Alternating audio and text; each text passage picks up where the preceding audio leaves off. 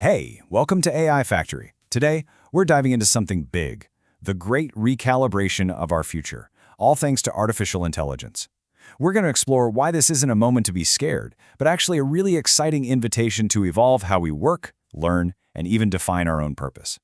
This is going to reshape our world, so let's really dig into what that means for you and me. And look, that anxiety, it's captured perfectly right here. This is a real question from someone on Reddit, and it gets right to the heart of a fear that, let's be honest, a lot of us are feeling.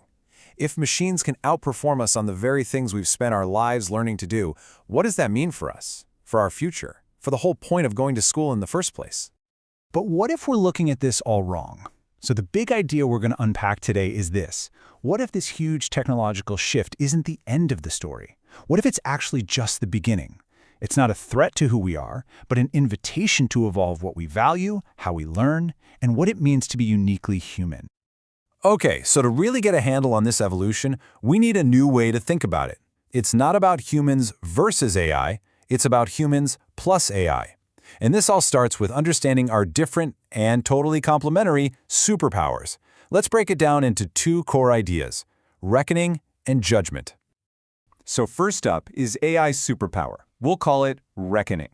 This is its incredible knack for calculative prediction. Think of it like this. AI can scan, literally mountains of historical data, every fact, every figure, everything we've ever written down, and use it to make these unbelievably accurate predictions. It is just a beast at processing everything that is already known. Now, our superpower, that's judgment. And this is something AI just can't replicate. Why? Because it comes from stuff AI will never have. Actual lived experience, dealing with messy ethical problems, feeling empathy. Judgment is how we navigate the unknown, the gray areas, the situations that you won't find in any data set. And when you put them side by side, you really see how this partnership works. AI gives us the raw calculation, we bring the context. AI offers a prediction, we apply our practical wisdom. It processes the data, and we bring the ethical considerations and the empathetic response. You see? They're not competing. It's like they're two halves of a much more powerful whole. I love this quote because it just nails the relationship perfectly. AI isn't creating anything truly new from scratch. It's like moonlight. It's just reflecting the sunlight of human creativity and insight. If we stop creating, stop having new ideas, stop inventing, well, the AI eventually runs out of sunlight to reflect. We're the sun. Our creativity is the engine that powers the whole thing. Okay, so if our real value is shifting away from those repetitive, calculative tasks, what does that mean for the system that was built to train us for those tasks? Yeah, I'm talking about our education system, which, for the last 100 years or so, has pretty much been a factory for jobs. And what's so wild is that it wasn't always like this. If you go back to the early 1900s, as work hours started to drop, people were actually talking about education for leisure, using our extra time to, become better humans. But then, after the New Deal, everything changed. The focus became full-time employment, and our schools basically got retooled to become factories for the workforce. And that right there, that's the heart of the problem we're facing today. The entire model of school as a job factory is becoming obsolete. And the reason is simple. AI is getting incredibly good at doing the exact standardized, repeatable tasks we were being trained to do. Basically, the assembly line that this whole school factory was built for, well, it's being automated. So if the old blueprint is toast, we obviously need a new one. This is where we stop talking about the problem and start exploring the solution. A new curriculum. One that's built around the stuff that makes us, well, human. The stuff that can't be replaced. A human curriculum.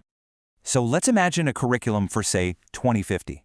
It wouldn't be about memorizing facts. It would be about developing real wisdom, things like creativity, ethics and philosophy, emotional intelligence, resilience, and AI collaboration. And notice, that doesn't just mean learning to code. It means learning how to partner with AI. These are the skills that AI makes stronger, not irrelevant. And this is really the big takeaway here. The whole point of education is getting bigger.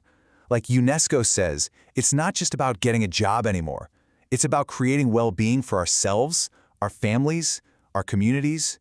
We're moving away from this really narrow goal of just getting a job to a much bigger, much more important goal of human flourishing.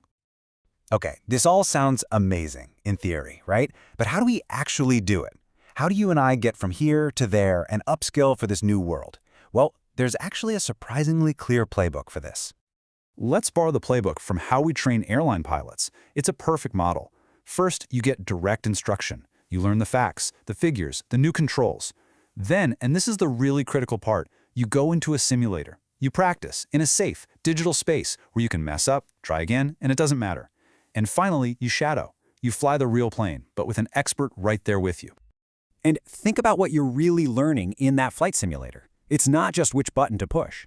It's those durable human skills. It's that judgment we were talking about. It's making split-second decisions under pressure. It's negotiation. It's resilience. These are the skills you can only build through practice and repetition. And they're what separate a good pilot or a good leader from a great one. All right, let's zoom all the way out. What's the biggest possible picture here? If we actually pull this off, if we recalibrate our skills in our schools, what kind of world does that create? What comes next is, well, it's a profound transformation. For 100 years, if you asked why go to school, the answer was simple: to earn a living. But if AI automates a huge amount of the work needed to survive and thrive, that whole foundation starts to crumble. So, if education is no longer about that, it becomes about learning how to live. That right there is the great recalibration. AI gives us the freedom to let education become what it was always meant to be, a place to learn how to flourish, how to be creative, how to find meaning, and how to connect with each other in a world where machines do the heavy lifting. and that really leaves us with the biggest question of all, and this is the one for you. In this future we're all building together, in a world where machines do so much of the work, what purpose will you choose? What will you build? What problems will you decide to solve? I'd love to hear what you think in the comments. Look, this is one of the most important conversations we can be having right now, and it's really just getting started. If you want to keep exploring how AI and technology are fundamentally changing everything, make sure you subscribe to AI Factory for more explainers just like this one. And hey, if you're not just watching this happen, but you're ready to actually lead the charge, you should check out the new book, The CXO Manual, Mastering Leadership in the Age of AI. It is packed with over 200 actionable rules, mindsets, you name it. It's your playbook for this new era. Thanks so much for joining me.